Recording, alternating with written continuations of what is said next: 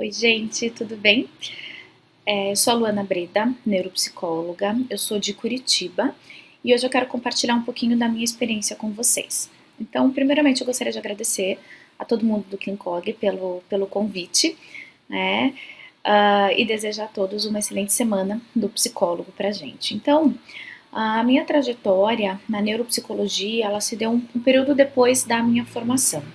Então, eu entrei na faculdade de psicologia pelo interesse na área, eu tinha visto algumas coisas relacionadas antes de prestar vestibular, e aí, na época ali de vestibular, eu participei de uma feira de profissões e lá eu vi a psicologia e foi uma área que me despertou interesse, né? Mas ainda não tinha muito conhecimento do que exatamente a psicologia abrangia. E aí, eu entrei no meu primeiro ano de faculdade, já tive um pouquinho de contato com a parte da cognição, e aí eu me interessei, foi o que eu mais me interessei na área. E aí, ao longo dos anos, né, eu fui conhecendo um pouco mais, e quando no meu quarto período eu tive a matéria de neuropsicologia, e aí foi quando eu me encontrei, né? Então, naquele momento eu sabia que seria a neuropsicologia que eu gostaria de seguir para minha vida. Mas na época a gente não tinha estágios na área, né? Então os estágios eles eram muito mais voltados para o contexto escolar e para o contexto é, é, de RH. E aí foi onde eu fiz estágio, né? Então eu comecei no RH, depois de lá eu fui efetivada, então de assistente eu me tornei, depois que eu me formei, analista, né? E de certa forma aquilo me satisfazia, porque eu estava trabalhando com algumas avaliações psicológicas, porém, na medida que eu ia lendo um pouquinho mais sobre como era a área, aquilo começou a não me trazer mais desafios, porque na ocasião era muito limitada a atuação que nós tínhamos em termos de avaliação psicológica. E aí eu resolvi ir buscar conhecimentos a mais e coloquei algumas metas para mim, né, para eu realmente começar a trabalhar com a neuropsicologia. Então, em 2013 foi quando eu iniciei uma pós-graduação na área. Há um ano e meio anterior eu havia tentado, porém não fechou turma. Em Curitiba ainda não se falava muito sobre a área, nós tínhamos poucas pessoas que atuavam, apesar de termos pessoas aqui de referência, como a Egidio Romanelli, como a Maria Joana Mader, mas ainda, né, nós éramos muito embrionários na área. E aí não fechou a turma, e aí, como eu estava ainda no contexto de RH, fiz uma pós dentro da área de gestão de pessoas, para então, depois que eu finalizei, eu fui para neuropsicologia. E coloquei como meta para mim, né, de que o momento de eu ficar no RH seria até eu terminar a minha pós, porque a partir daquilo eu estaria tendo um investimento alto na área e eu gostaria de aproveitar esse investimento. E aí, faltando uns 6 meses mais ou menos, né, para eu terminar a minha pós, eu já comecei a entender como que poderia ser o cenário, a me planejar como que eu ia fazer essa migração, né, porque eu não tinha ninguém de conhecido aqui até então. E aí eu teria que ir por mim, na cara e na coragem, né? Então eu me programei, me estruturei bem e foi quando eu saí, né? Então eu tive que rapidamente buscar um conhecimento bem aprofundado na área, já para sair trabalhando, né? Então a partir de então eu busquei abrir o meu consultório, né? Primeiramente eu peguei uma sala na qual eu pagava porcentagem por atendimentos no espaço.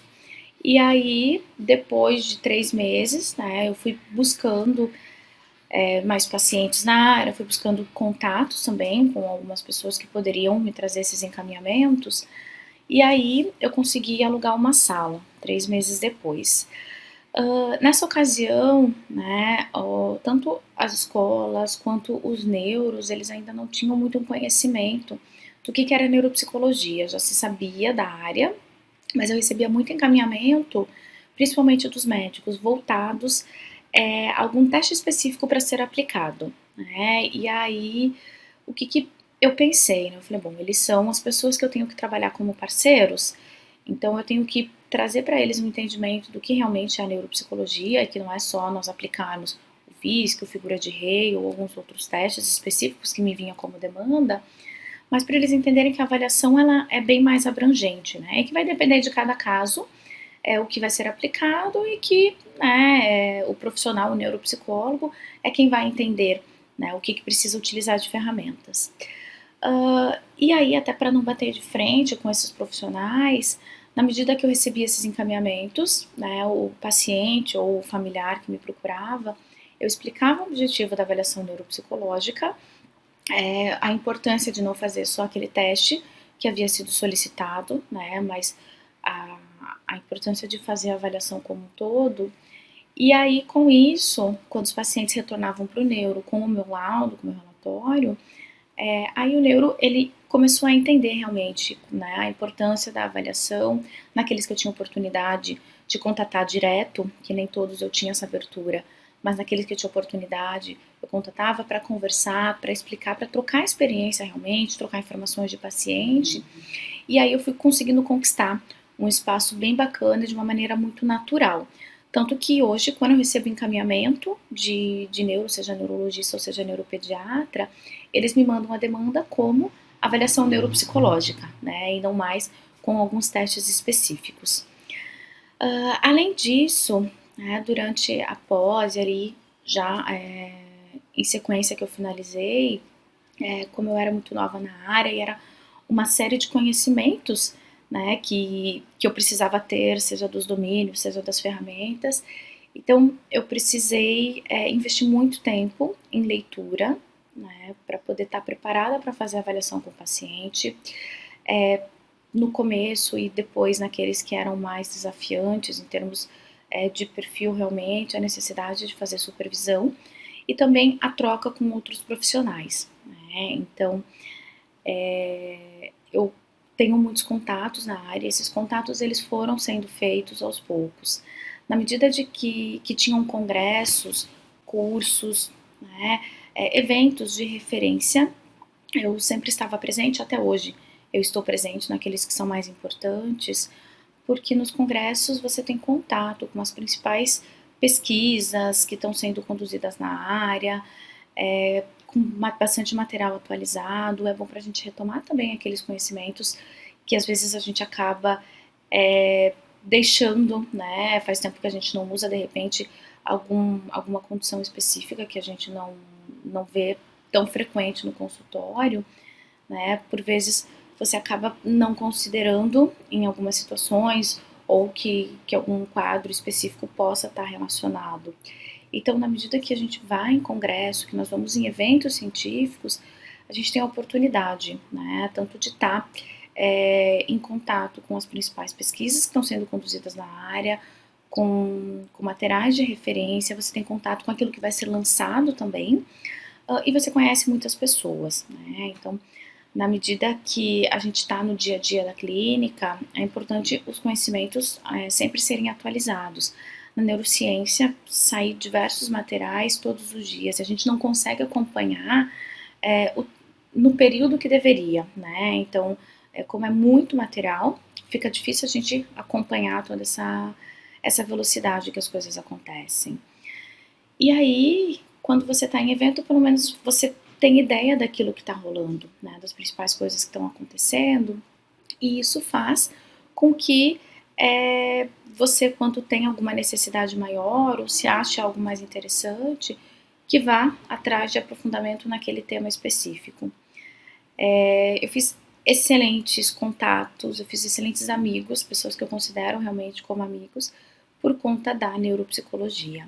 E é bacana que isso possibilita também muita troca de informações, né? Então, por vezes eu faço discussões de casos com algumas pessoas da área, ou a gente troca alguma informação de caso, e isso é muito legal, isso é muito importante, porque na medida em que a gente está muito ali na clínica, a gente corre o sério risco de enviesar o nosso olhar, né? Então, às vezes a gente pega um quadro que ele nos parece tão redondinho, e é importante você conversar, você discutir com uma outra pessoa, porque pode, em muitos momentos, aquela situação não ser o quadro que nós estamos acostumados, né, ou aquilo que nós achamos inicialmente. Então, a troca com colegas da profissão, ela nos faz perceber isso, né, ela faz com que a gente amplie um pouquinho o nosso olhar, de repente enxergue alguma coisa que não havíamos enxergado antes, que nós vejamos por outro ângulo aquele quadro do paciente, mas sempre com certeza mantendo o sigilo, né? As informações aí do paciente, elas nunca podem ser divulgadas, mas essa troca, ela é essencial, né? Para que a gente vá se aprimorando cada vez mais. Então, dentro do meu início da neuropsicologia, né, eu acredito que eu tive sorte, mas não foi só sorte, eu tive muita dedicação também, né, para eu ir construindo o meu nome, para eu ir me construindo como uma profissional em um lugar que as pessoas, muitas haviam nunca ouvido falar sobre o que era neuropsicologia, né. E aí dentro disso também, né, eu sentia a necessidade de evoluir no idioma. Então, até então eu tinha feito um curso de inglês, mas eu tinha aquele inglês mais macarrônico realmente, né, o inglês de compreender algumas coisas, mas ele não era tão instrumental.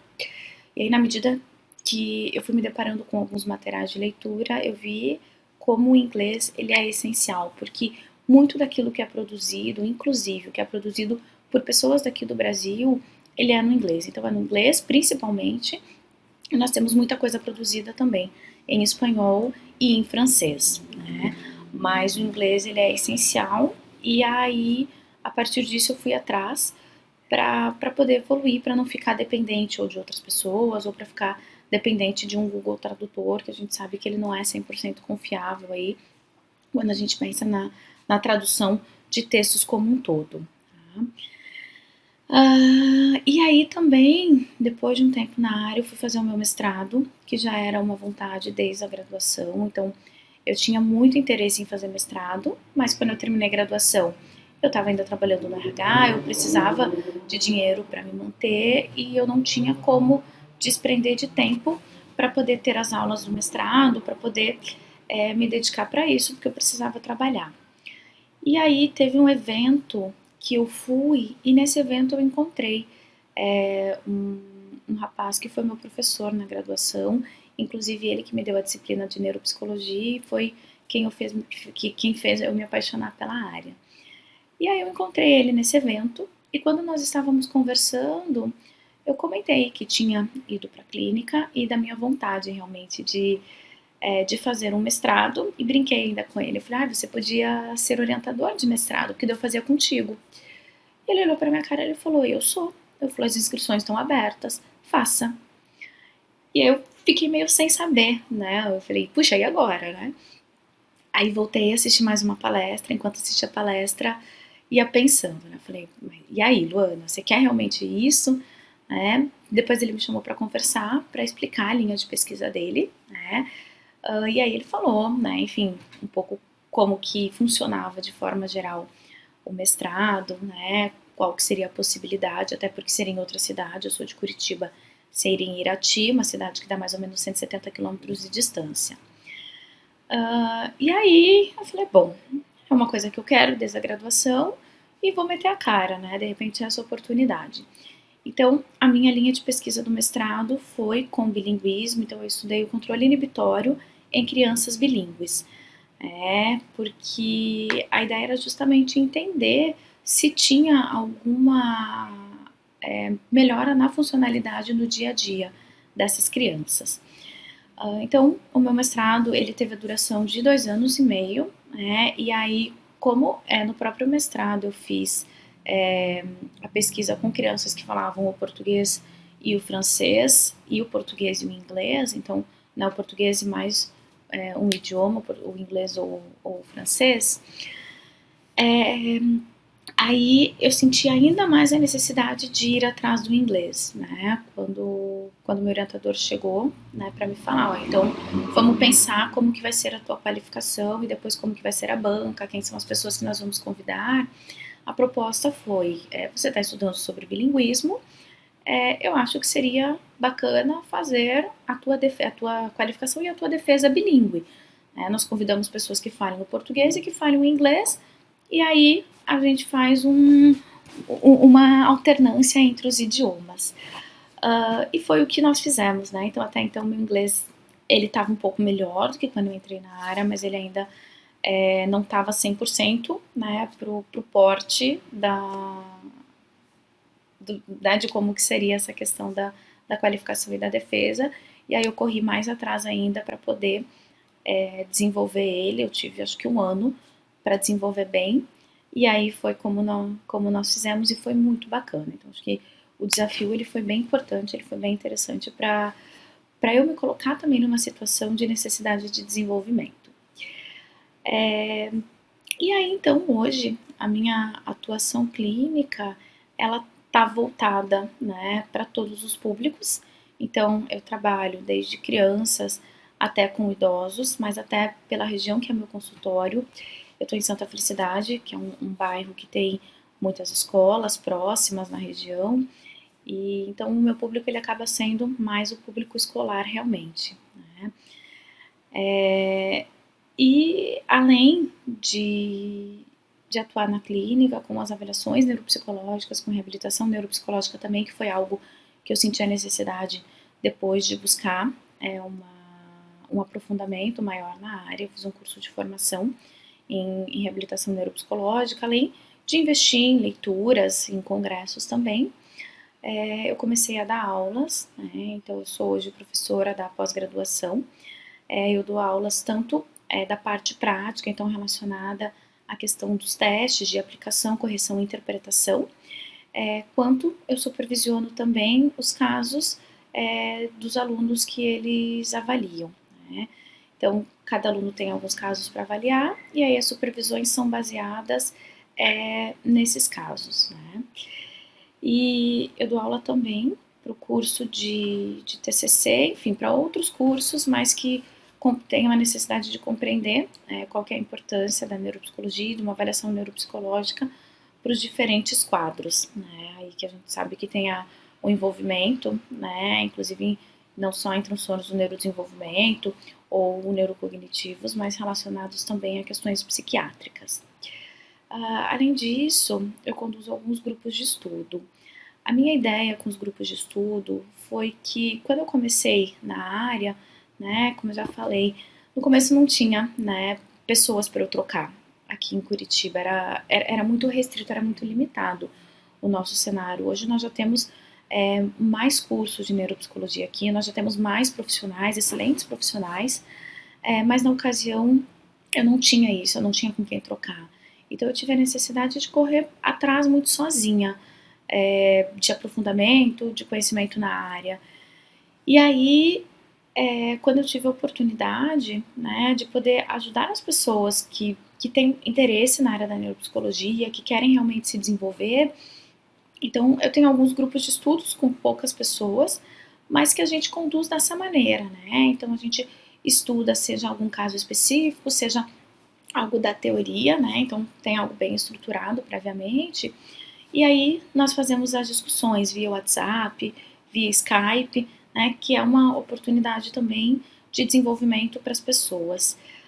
Outra coisa que foi uma ideia que eu já tinha há um tempo, e aí junto com um grupo de amigos, grandes amigos da área, com essa ideia de difundir o conhecimento da neuropsicologia dentro de uma linguagem mais acessível, foi criar um podcast, né, com temas da neuropsicologia. Então hoje nós somos em 3 neuropsicólogos, 2 psicólogos e 2 acadêmicos de psicologia que conduzimos esse podcast, e aí a gente sempre determina um tema prévio para fazer a discussão, né? Então a gente disponibiliza nas mídias sociais, justamente para que as pessoas possam ter um acesso dentro de uma linguagem mais acessível, né? Porém de conteúdos que são realmente confiáveis, são conteúdos acadêmicos, para poder ampliar um pouquinho desses conhecimentos, né?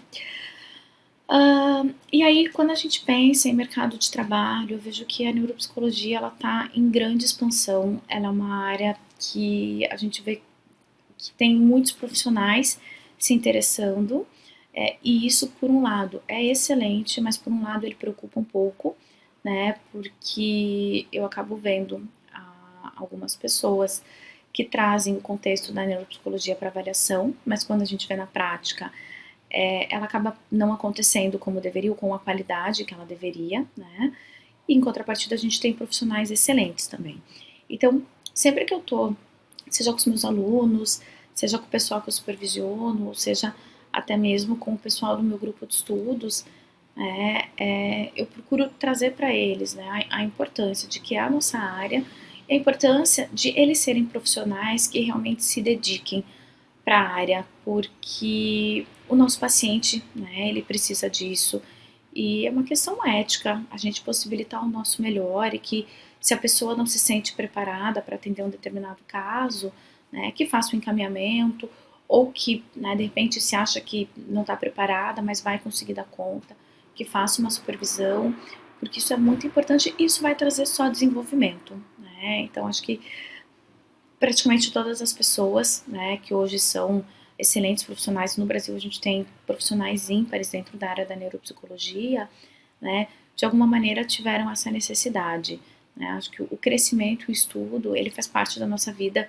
o tempo todo, né, então para a neuropsicologia a gente precisa de muita dedicação, a gente precisa de amor, a gente precisa fazer o nosso melhor, porque ela é uma área que ela demanda bastante em termos de leitura, em termos de conhecimento, em termos de engajamento, para poder fazer um bom trabalho. Às vezes a gente fica horas em cima de um relatório, fica horas em cima de um teste novo que saiu e que a gente precisa sentar para ler, a gente precisa entender o funcionamento para usar no paciente, ou então a gente não tem ainda algum teste padronizado, eu preciso buscar uma tarefa ecológica para fazer com aquele meu paciente, e aí para isso eu preciso ter um conhecimento bem aprofundado dos domínios cognitivos, para eu entender que realmente aquilo que eu estou procurando avaliar está sendo avaliado e não está na minha intuição de que aquilo vai ser avaliado, né? Então é muita dedicação, são horas de trabalho, horas de estudo, mas é uma área que ela dá muita satisfação para quem gosta. Acho que os frutos que a gente consegue colher, a satisfação que nós temos quando você consegue dar um norte para o paciente, que muitas vezes é isso que ele vem buscando, né? Ele vem buscando um entendimento da condição dele, né? Um entendimento, de repente, do porquê que ele tem aquela dificuldade, e aí a gente vai procurar trazer, né, uma compreensão com base na avaliação. E isso é muito bacana, né? O trabalho ele é bem gratificante e temos muitas pessoas na área que estão aí para ajudar a gente a crescer cada vez mais. Então, aos novos neuropsicólogos, aos antigos neuropsicólogos, o meu desejo é que a gente continue proporcionando uma neuropsicologia de qualidade para o Brasil, para que a gente possa crescer cada vez mais e para que possamos também entrar, né, em áreas de destaques dentro da psicologia mundial. Espero poder ter contribuído com vocês, gente. Uma excelente semana a todos. Um beijão!